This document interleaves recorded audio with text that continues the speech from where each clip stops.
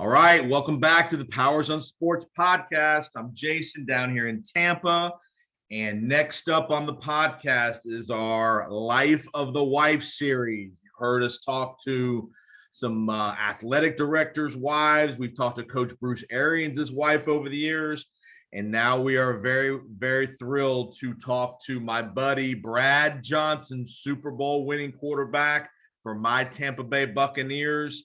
We're going to talk to Brad's wife, Nikki Johnson. Nikki, welcome to the podcast. Thanks for having me. Happy to be here. Very, very good. I know it's a busy time for everybody this time of the year. I know we're going to talk about Nikki, her sons, Jake and Max, are players. And first question I want to ask, I know Jake and Max are both going to Texas A&M now, and we'll get into that in a second. Is Jake still in school, or is he already gone to Texas A&M? Jake is already there. We took Jake in January. Well, and Max, really, since he transferred over. So Jay, I know Jake was a high school senior this year, so he decided to enroll early in College Station. That's obviously been a trend here the last number of years for a lot of high school kids. And Jake is a very highly touted tight end prospect, and his brother Max is a quarterback who transferred from LSU to Texas A&M. So they're both going to get to play together. How happy does that make mom and dad that they're going to get to play together? It's awesome. The fact that they want to play together. They wanted to play together since high school, since they've been little, and it all kind of worked out. So it's great. And logistically, that helps. I was just going to say, logistically for mom and dad on Saturdays, that's going to be a lot easier than having to figure out which week to go to where, or mom go here, dad go here, and report back and all that good stuff. That's right. That was a conversation that Brad and I had. If they were to go to different schools, would we divide and conquer, or would it be a thing where we would go together to one game this week and then, so I'm just thankful it all worked out. Are they going to live together? They are living together. So, how's that going to go? So the other roommate's a good buffer, and he's awesome. Gabe Dindy, love that kid. And so far so good. I think what happens is when we're in town, that's when they start going back and forth. But I think when we're not there, they have a good old time. So did mom make them do their laundry, and they understand between whites and darks and all that kind of good stuff? Yes, absolutely. But what's so funny is because my youngest, Jake, being the baby, he's probably a little more spoiled, and he's like, Mom, when y'all come, can you wash my sheets? No, but I'll cheer you on doing it.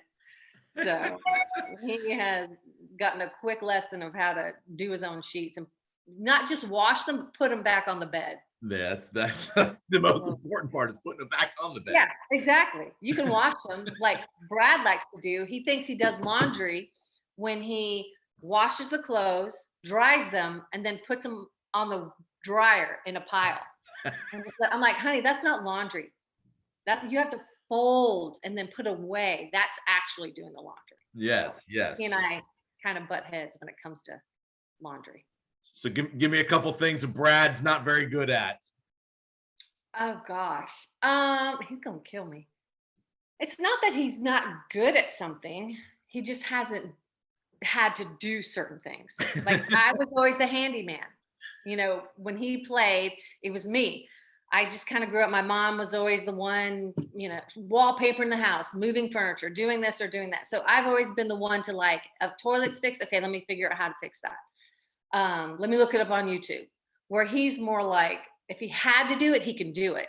He just likes the fact that I like to do it. So I wouldn't say he can't do it or he's not good at it, but he just does he leave the shoes out in the wrong place all the time and doesn't put, like you said, doesn't put the laundry away? You know what he does? After he'll drink a Diet Coke or a can of soda, and that joker will leave that can right by the chair. I'm like, babe. And he said, I don't do that. I'm like, okay. So I collected a bunch of cans. I'm like, oh, you don't do that. Okay. Oh, that's funny. Yeah. Oh, that's great. That's great. Yeah. All right. So we're going to talk about you a little bit more. First of all, tell me how you and Brad met. I know a little bit of the backstory. It's a pretty cool little backstory. Tell us What do you how know? you guys met. Okay, so what do you know so far? Like, what do you know as far as the backstory? I heard that the first date didn't go so well. Okay, see, he always says that. It went fine. We had Mark. Okay, so Mark Richt is my brother. He was coaching at Florida State at the time. Yep. When he was coaching Brad. He was the quarterback coach. For those of you that don't know, people, Mark Richt, the former Georgia head coach, Miami head coach, was an assistant coach for Coach Bowden for a long, long time. He was a quarterback at the University of Miami back in the heyday with Jim Kelly and all those kind of guys back in the early 80s. So Mark is everybody knows, if you football fan, you know who Mark Richt is. Mark Richt is Nikki's brother, big brother, right? He's older. That's right, because usually I get introduced as Mark Richt's sister. So I appreciate the fact that you said Mark is my brother. There you go. No, I'm just kidding. So anyway, so he set up a blind date between Brad and myself, and we went and played tennis. And we had a good time. It was fun and the whole bit. Well, at the end of the day, it was kind of like, well, I like you. I don't know why he says it wasn't a good date, but it was a fine date. But we really didn't see each other for 6 more years. Was Brad already in the NFL? Brad was in the NFL. And in my mind, I'm like, I don't want to date anybody in the NFL. He's a player. He's this, he's that. I've already had this preconceived, judging the guy. And, but we had a good time. It was fine. It wasn't anything awesome, but it wasn't a negative thing. Yeah. It was like, okay, I think he's a nice person. I think he's a nice guy. So. Were you living in Tallahassee at the time? No, I actually was living in South Florida. We grew up in Boca Raton. Okay. And I was just getting out of college at the time. Okay. And so, like I said, it was here nor there. It was like, oh yeah, I think he's a nice guy. But logistically, it's really probably not going to work. He's in Minnesota half the year, Tallahassee. What's going to happen here? So we kind of just put it on the back burner. It was fine. But Mark, he's not right. So I'd had boyfriends in between, and Brad's his nickname is the Bull. I know that. So I would be sitting with the boyfriend watching a movie, and Mark would come in the room and say, "Oh, the Bull," like just kind of throw it out there because he loves Brad. Needling you. Oh, absolutely. And I would just look at him like, "Shut up." And then the boyfriend at the time would say, "What's that? What's the Bull?" I'm like, "Oh, nothing. He's just being stupid, whatever." So anyway, long story short, 6 years later, I was getting my master's in physical therapy, and I was in Tallahassee visiting Mark and Catherine. Catherine is Mark's wife. And I was sitting at the computer working on my thesis, and he's on the phone, and he's like, yeah, I have a girl. Yeah, she's tall, she's blonde, she's sitting right here in my kitchen. And I'm like, what the heck are you talking about? He's like, I'm talking to the Bull, blah, blah, blah, blah, blah. And I'm like, dude, like he's trying to set us up again. And in my mind, I'm thinking, oh, he's probably got a girlfriend. What are you talking about? Just let it go. So, because he's always wanted us together. He just thought we were a good match. So we end up, I don't know, having pizza and yogurt. No, we had pizza. What did we do? Oh no, we went bowling. We had pizza. And then we just left. It's like, well, good to see you again. Take care. My sister-in-law had a different plan. She's like, let's go get yogurt for the family, frozen yogurt. That was when TCBY was a big thing. Yep. Go and have TCBY, and she gets one for Brad. I didn't know that, but she got one for him, and she drops me off at his apartment. I'm like, I cannot believe you're doing this right now. Long story short, where he lived right by the facility. So they had an extra car there that they needed to take home anyway. So if it didn't go well, but I'm like, girlfriend, you can't drop me off. What if he had a girl there? You know what I mean? I'm like, holy cow. So anyway, so she drops me off. I give him yogurt, and we talked until like 2:00 in the morning. And so I'm like, you know what? It's on. I like this guy. I could see he's marriage material.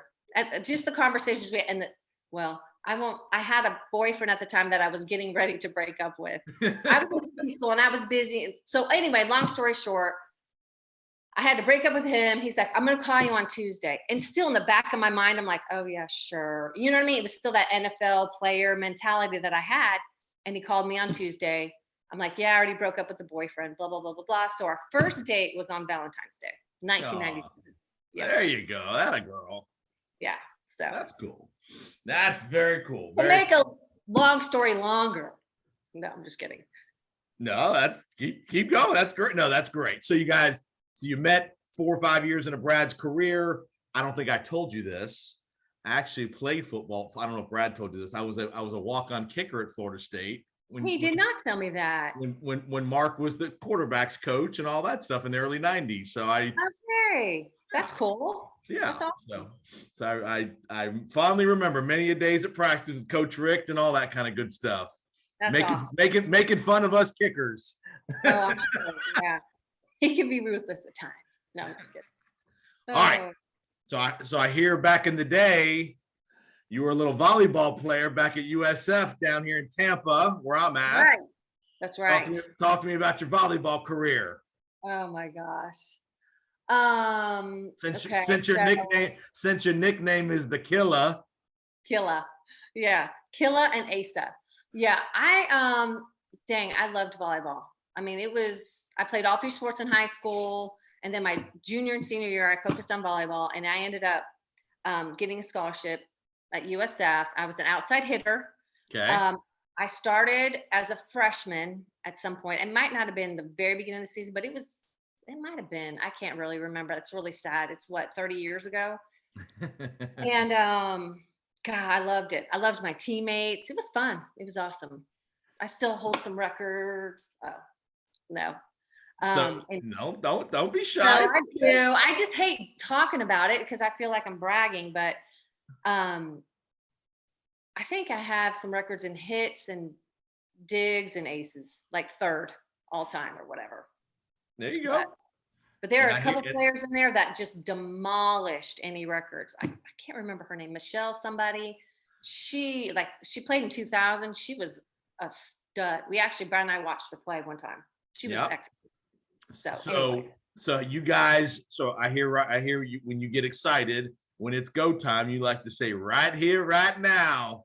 Oh my gosh, he needs to stop. Yeah, I just get fired up. I don't know. I don't even know I say it. That's okay. And I'm just like, okay, right here, right now, let's go. It's like I'm in the moment. Let's get it done. So are you still pretty competitive? You guys play tennis still and those kind of things? I don't play tennis, but whatever we're playing, yes, it's a competition in my mind, at least. Maybe not in anybody else's mind, but no, like in the family, we'll play cards, we'll play ping pong. Yeah, it's always a competition. It is. I just have to pick my events and know that I have the ability to win. Like I won't play something that I can't win with the boys. Well, that's smart. That's smart. I retired really early when the boys were really young, like racing them. That was the biggest thing. Like they always wanted to race me. It wasn't even Brad. It was me. They wanted to beat me because we didn't let them win. Like we probably stopped letting them win probably when they were like 4. Just let them know you're not always going to win. Right. Like if you want to win, you have to work hard to get it done.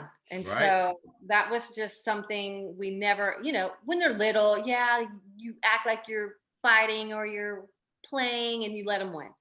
But it was short-lived for sure. So being that you came from kind of an athletic family with Mark and all the stuff he was doing, coaching and all that stuff, obviously you and Brad get married. Brad's in the NFL. Brad's starting to progress in his career, getting some opportunity. Did you have any struggles kind of adjusting to kind of the NFL life of, hey, you're going to be home by yourself, whether it's with the kids or before you had the children, by yourself a lot? Brad's going to be focusing on football a lot of the time, especially during the football season. I don't think I really struggled being by myself or being like having him do his thing. I'm all about him doing his thing. He's gifted. God has given him gifts to do what he did. And so I was more like a helpmate. It was more like, okay, let's get it done. What can I do to help you accomplish what you want to accomplish? Right. So The only thing for me was a struggle, if any, is you lose your identity just a little bit as being uh, Brad Johnson's wife or Right. Coach Rick's sister. Or so I was, and it was probably an insecurity deep down. You know what I mean? Like now I'd be like, yeah, I am. That's who I am. You know what I mean? At the time, I felt like I had things to offer as well. I'm like, Sure. listen, I got my master's in physical therapy. Listen, I played volleyball and I was pretty dang good. I was, and so I think as a young woman, that was probably more of my struggle, my identity, until I found that my identity is in Christ. Then it all kind of went away. You know what I mean? Good And because answer. I always have people saying, "Oh, you're so blessed to be married to Brad Johnson. Oh, you're so blessed." And I'm like, I am blessed. I know that, or I wouldn't have married the guy. But it was also like, hey, I'm somebody too. Right. So When you were in the different places that you guys lived, easy for you to meet friends and other players' wives, girlfriends, things get interactive in the community, business leaders, that people that you just run into on a day-to-day basis doing things. Did you have an easy time just getting to know those people and striking up conversations? yeah, I think so. I think I'm going to say this. I was an extremely shy person in high school. Again, I never wanted to be out in the front. Yep. I didn't have to be the center of attention. That was never my deal. I think what was hard for me, I was just growing up, my stepdad, or he would say, children should be seen and not heard. So I was very quiet unless I was around people where I felt really comfortable. Then Right. I was the life of the party. But it was my like teammates. I was a goofball. I had a good time, loved it. But in front of a crowd that I really didn't know, it took me a minute. So I think being married to Brad has helped me. And as time progressed, I got better and better about meeting people and putting myself out there, if that makes sense. Yeah, good answer. Good. What was your favorite NFL city to live in? Oh gosh. I loved them all. And I think it was timing with things too. Like I loved DC. I loved going into DC, and when he played for the Redskins, I Yep. loved going into DC and going to the museums and history and all of that. That was before we had kids. Right. Then Minnesota, and I love Minnesota. I love the people of Minnesota. I loved being active in Minnesota. So there were things that I loved about each city, really. Tampa, same thing. I have a ton of people. The weather was beautiful. I had a lot of friends in Tampa and in Florida. So I kind of embraced every city that we lived. Dallas, good gravy. I love Texas. I mean, there really is a sense of Texas pride there. And same thing. I loved our little school for the boys. I met so many parents and people that till this day, excuse me, I've had moms reach out to me where our boys went to school, like Max is in kindergarten, first grade in Texas. And they've reached out to me now that they're back in Texas. Hey, so and so goes to Texas A&M. You really need. Right. There's always been a connection there. It's pretty awesome. So I can't say I loved one more than the other. I just love them for different reasons. So talk to me about how kind of your I don't say relationship, but how your rhythm and day-to-day things change. Obviously, how having your two children, Brad's still playing in the league. You're now having to kind of handle most of the child raising duties of the children while Brad's still playing, at least again during the season. How did that change you? And were you, hey, I'm ready to do this, or again, was it kind of a getting used to it and oh gosh, I didn't realize there was this much to do and all that kind of stuff? Well, so when I had Max, I was in a rhythm. I mean, my focus was Max. And I just, maybe I was naive, but I'm like, well, that's Brad's job. And when he would come home, he was very interactive. So I didn't have a problem. It wasn't like, if I had a bad day, I'm like, here, take him. You know what I mean? He's yours. But he was really an involved dad to begin with. So it wasn't really hard for me. And I think I loved being a mom so much that it didn't really phase me. 9/11 hit, and wait, what? That wasn't, oh, what? Yeah, 2001. Max was little, and we didn't kind of know what was happening, you know what I mean, at the time. And I just remember my mom lived by herself. And so she came to live with us for a little while, like in a couple of months. And then she went back home. And then we kind of got into a rhythm of my mom coming during this season. And the off season, she would, move back into her house. So I did have my mom. So that probably helped me as well. And I remember I was pregnant with Jake and Max was a toddler, and I was extremely, extremely sick with Jake, nauseous. I mean, morning sickness to the hilt. Later on, I found out I had an ulcer. Who would have known at that time? But so she definitely came in for that season and helped me tremendously because people would come into town. I'd have to, you're hosting a lot. And it was just anytime I would try to clean or lift up my arm, I mean, I was throwing up nonstop. I know that's not pretty, but it was the reality of where we were at the time. And so my mom did come in and help a lot. So you were in DC during 9/11, correct? No, we were in Tampa. Okay. And it was the most eerie thing because we lived near the airport. And you always hear, the planes, the flight paths. And it was silent. It was so eerie. I'll never forget everybody knows where they were. And it was just such a time. It's crazy. So as a fan of Brad's and all that, I mean, I'm guessing here, I'm pretty sure I know the answer. I'm assuming you went to every home game. You were always, you were there, probably traveled a couple times a year to some road games. Yeah. As far as being a fan of Brad's, were you always a vocal fan or kind of quiet? How did mom handle being in the stadium? Okay, so I was definitely a vocal fan. Brad, he was very smart in the sense we always had a box. So you weren't really with the fans having to hear. It's different at the quarterback position. At any other position, you can, and I could have dealt because we do it now with Max. Yeah. But I was just, the doors were open. Like I could never sit in a box where it was enclosed. I'm like, honey, if we get a box, it has to be open. I want to be a part of the game. Right. I can't really watch it on TV. I was very loud, very vocal. You want to talk about cheering? I had no voice at the end of the game. And I would want to, I remember in Washington, the fans, because you were really close to the fans, the box was right there. And then you could see the top of the head of another fan. And they were hammering Norv Turner, just hammering. I was ready to fight somebody because I love Norv Turner. And I'm like, you have no idea what you're talking about. I didn't say that because I never want to have interactions with the fans. I mean, as far as that goes, getting on to somebody. But I just remember Nick, just keep your cool. Just keep your cool. It's okay.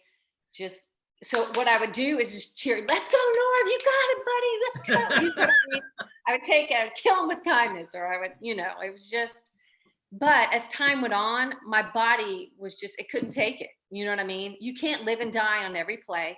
Right. So I just learned just to kind of stay steady Eddie. I mean, that's how Brad's played his whole career. Yes. And so he's probably taught me, there's always a chance at the end of the game. There's always, it's never over until it's over. So I always have hope until the game's over. And I just I clap when it's time to clap, but I just I'm trying to pace myself. How we're dealing with Brad after a tough loss. Was he a different husband? Was he a different spouse, mate? How did Brad react, especially in the prime of his career when he was the man? Especially even down here in Tampa when there was all kind of pressure on the Buccaneers. Was there ever any, did you know when to be away from Brad and just leave Brad alone, or how did that work, that dynamic? Okay. So we've always been good. We always have an understanding. I think because I did play sports, I get it. I know when to just let him be. I know if he wants to talk about it, he'll talk to me about it. I'll give him a word of encouragement and then I just let it be. Yeah. But I also had to manage, his family would come into town a lot. And after a loss, I had to be the one, he would go in his room and just for quiet time or decompress probably. Right. Where I would just entertain. I'd be the entertainer. I'd be that middleman kind of. Yep. Keep it all good. So Well, I said, you owe me, honey. You owe me. No. so big life decisions for Brad, contracts, deciding to change teams, things like that. How involved were you in that process, and how much input did you provide, or did you kind of let Brad and his agents deal with that? Or did you say, hey, Brad, I don't think we should do this, or Brad, we absolutely should do this? I think it was more, I was great friends with the agents. So I was always apart. I knew when it was time just to back off, but I always gave my opinion. I said, I think this, or I think that. Just my opinion. You can take it or leave it, but this is what I think. I never pushed because it has to come from them. It's got to be their decision. He's the one playing. You know what I mean? So I can't, I just tried to be a support system, basically. But like I was a little adamant about Tampa. Yeah. I just said, I think this is a good opportunity. I just kept saying they hadn't won it yet. I just think it would fit. We have family members that are close. I mean, it was just a good fit all around. And it worked out right here. Absolutely. If you're watching the Powers on Sports YouTube channel, you will see our interview with Nikki, and you'll see in the background the beautiful Super Bowl banner in the background. Again, Brad was the quarterback for the 02 Buccaneers when they won our first Super Bowl. I'm a huge Buccaneer fan, Nikki. I live and die the Buck, so joy came to my face throughout my life when I was living in Birmingham at the time. So it was a very awesome. That's right. And honestly, to know that I knew Brad a little bit interaction with Brad even made that much more special for me too, because I know I'm a mutual friend of Nick, Nick Gonatos. Yeah.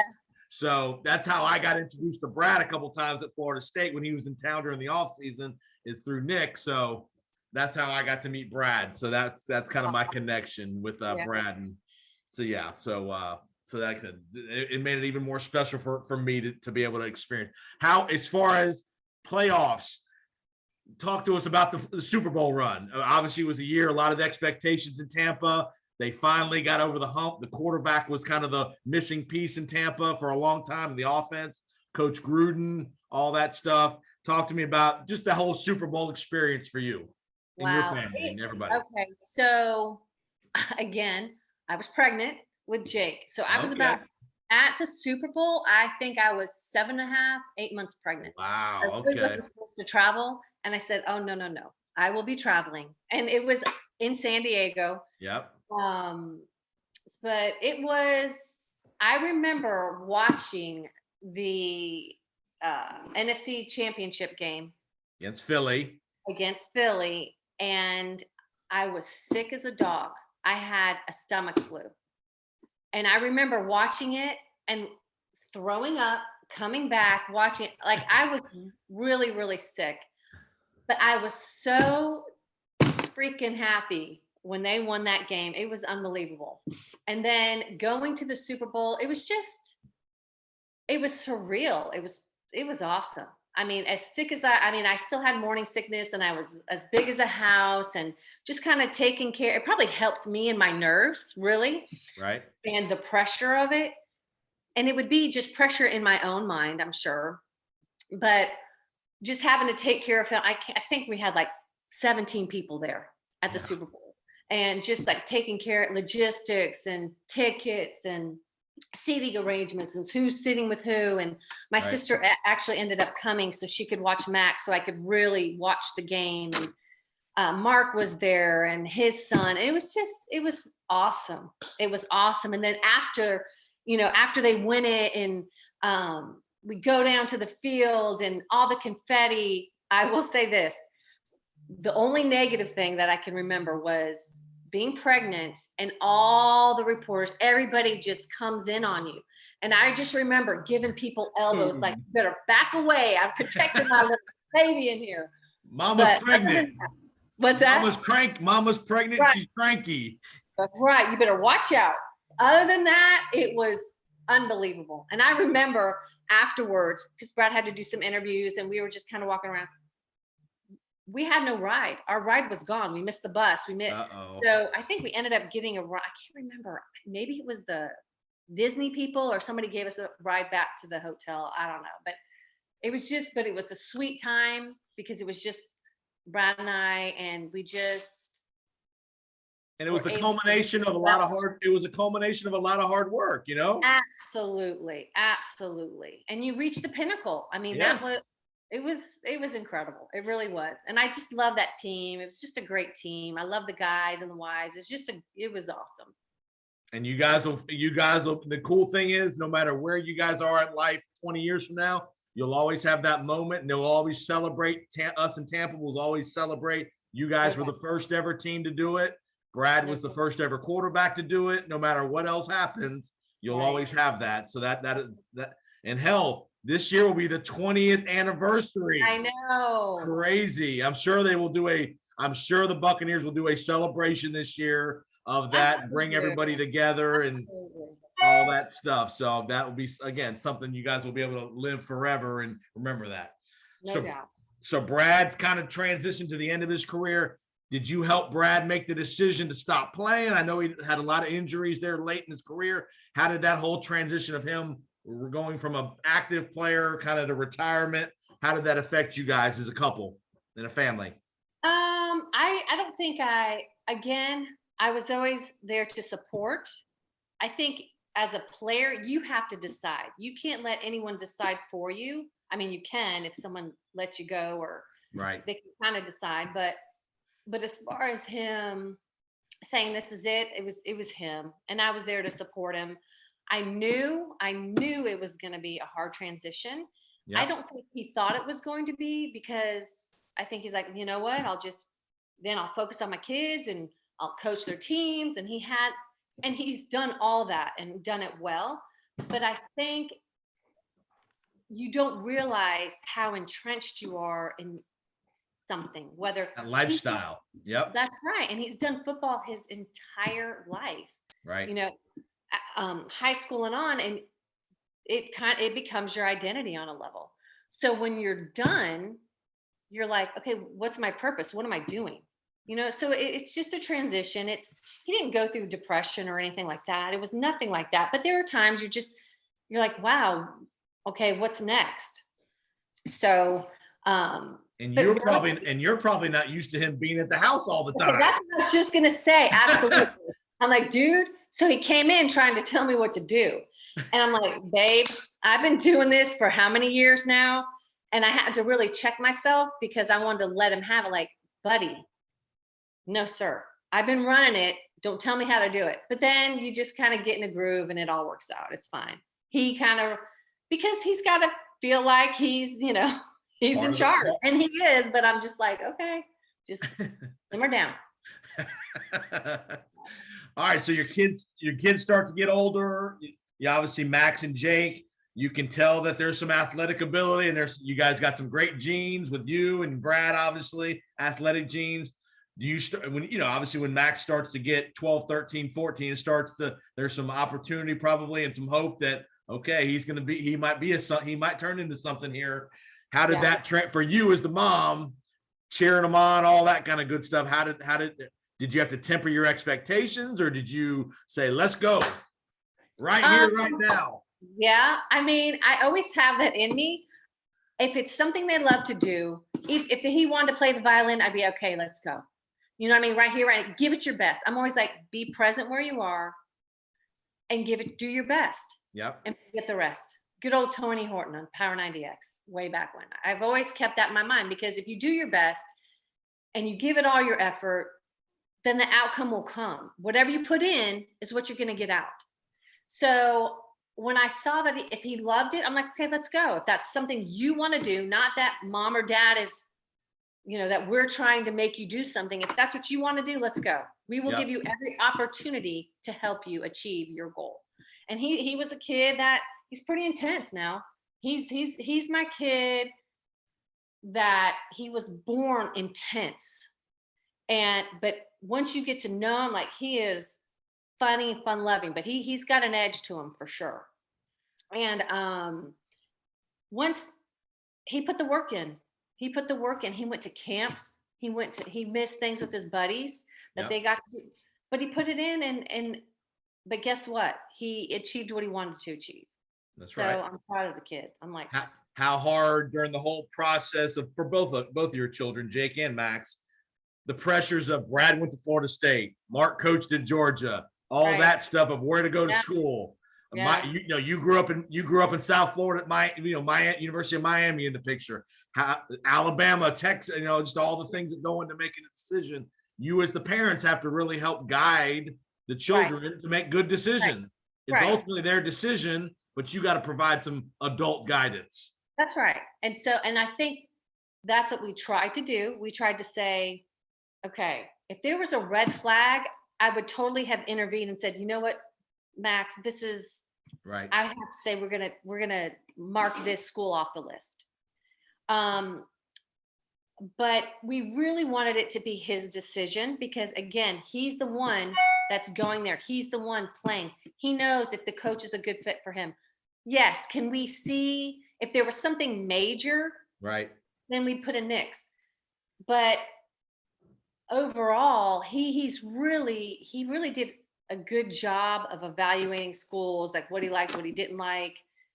And at the end of the day, when we were down to 3 schools, it was, you have to decide and you have to be the one to tell. Any one of those schools would have been a good decision. Right. You know what I mean? It would have been fine. But at the end of the day, you have to be the one to tell the coach, I'm not coming here. Thank you for your time. And you know what I mean? So he grew up a lot. He had to call his uncle. I was going to ask you, did Mark help you in that process? Yes. Like if we had a question, what are some of the things we need to look for? Absolutely.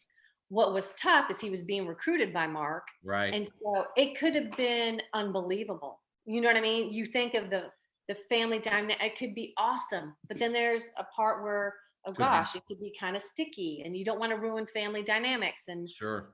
But at the end of the day, Max wanted to blaze his own trail.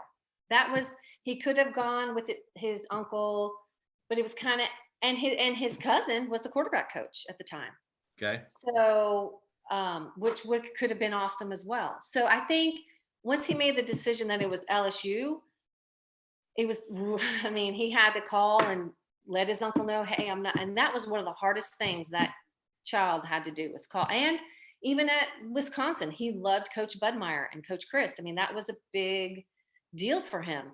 And so he got through it and he, chose LSU, which was good. It was good. And then he had to make another decision that when Coach O got let go at LSU, do you stay? Do you then make a decision? And obviously you guys have made a decision to go to Texas A&M with Jimbo Fisher. So talk about that process too. That's a little bit different than the initial coming out of high school process, but similar. I think it was tough for Max to leave LSU. I think the situation and where it was kind of headed, it's tough when a coach gets fired mid-year. Right. And things in the program can kind of slip a little bit. Yep. So things, as far as I can't remember for the bowl game, there was 35 players that were eligible. I mean, crazy. I think in Max's mind for his goals and where he wants to be in the NFL, I think it was just a decision he needed to make. He wanted to make. And so he was recruited by Jimbo. He knows Jimbo is a great offensive mind. Right. And he's tough on quarterbacks. He knows that. He is. And that's where I think Max, it'll probably be a love-hate relationship because he loves football so much and he loves to learn about football and he eats it up. So I think it'll be a great situation. I think they'll probably go at it in a good way, in a really good way. I think he really wanted to learn and develop. Have the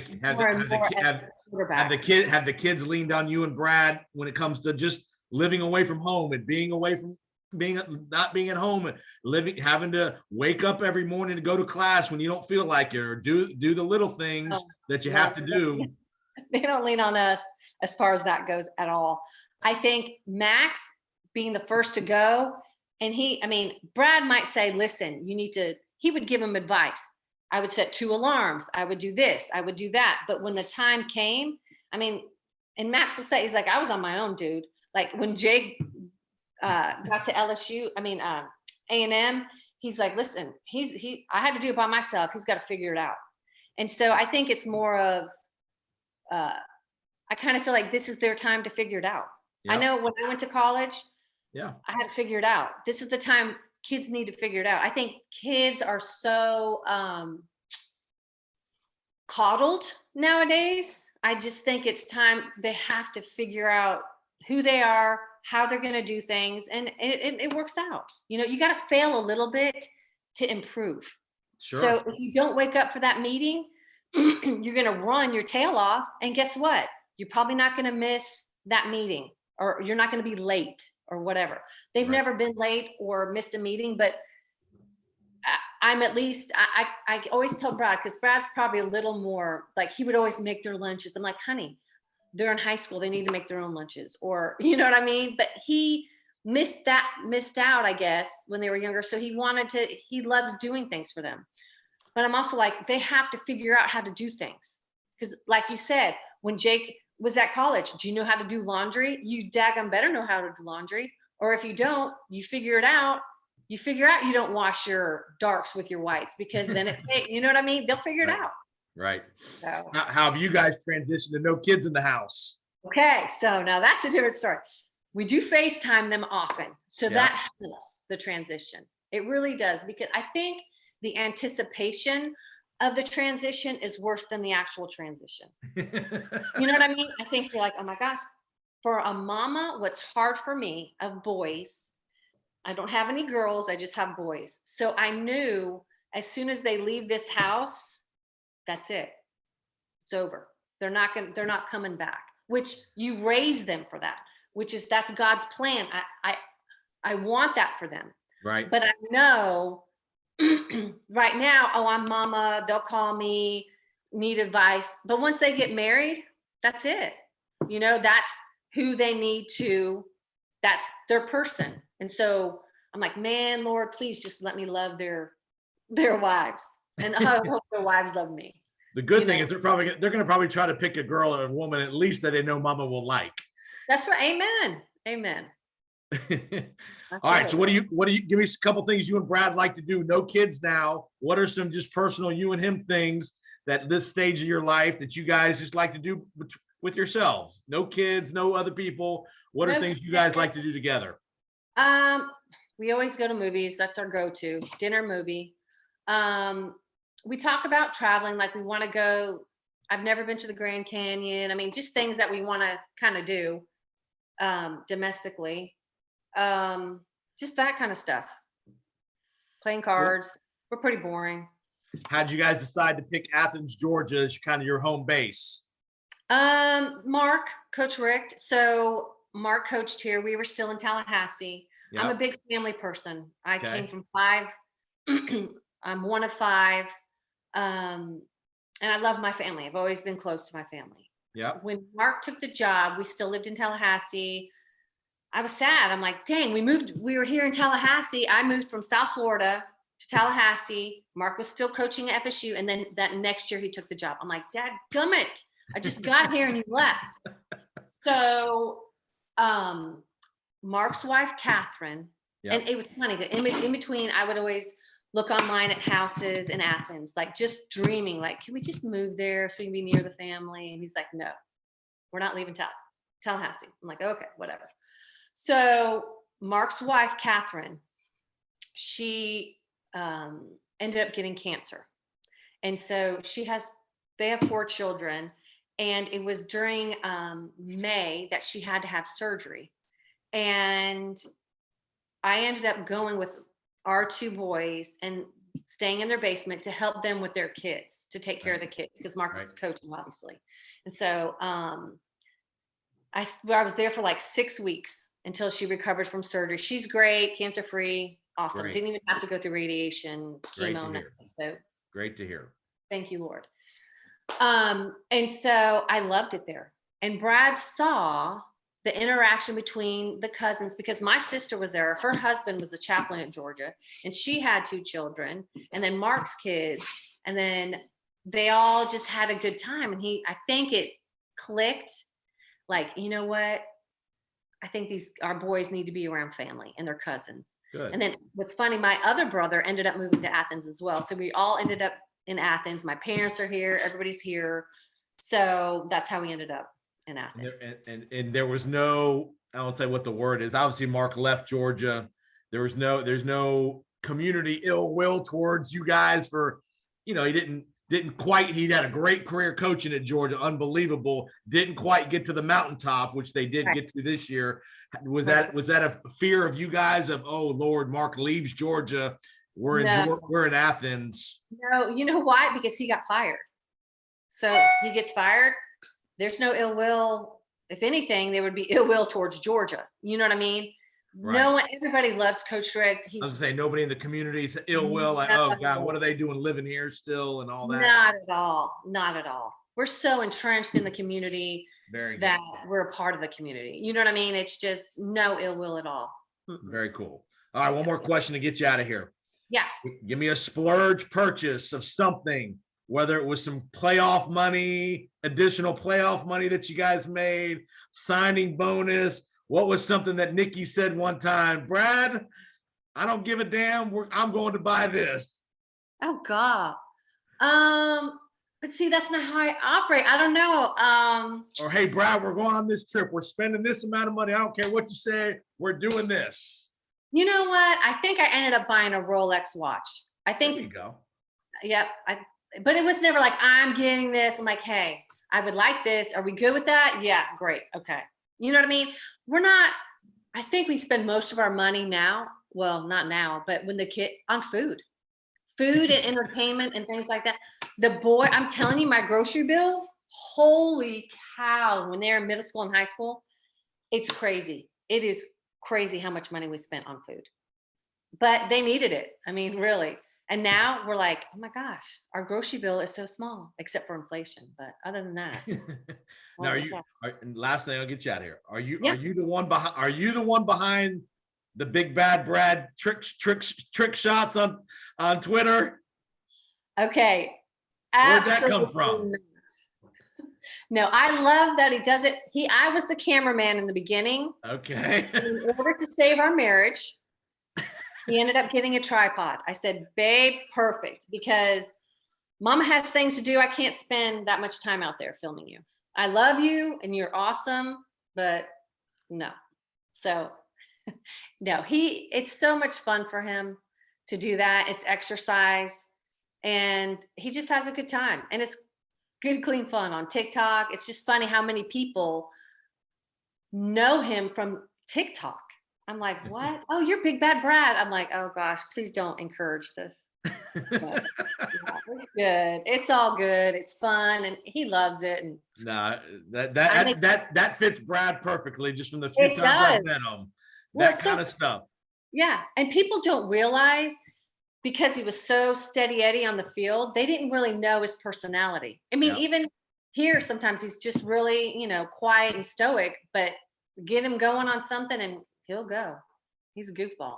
He is a goofball. He's a goofball. Well, Nikki, it's been a real pleasure. I really appreciate you taking the time. Thanks for having me. Yeah, it was fun, really fun. I'm glad you got some Tampa in you too with your time in Tampa at USF. So I like that. And I really do appreciate the time. And you guys take care, okay? All righty. Thank you. Appreciate it. All right, Nikki. Thanks for tuning in, folks. And we will see you next time on the Powers on Sports podcast. Thank you, Nikki. Thank you. Appreciate it. Take care. Okay. Bye. Bye.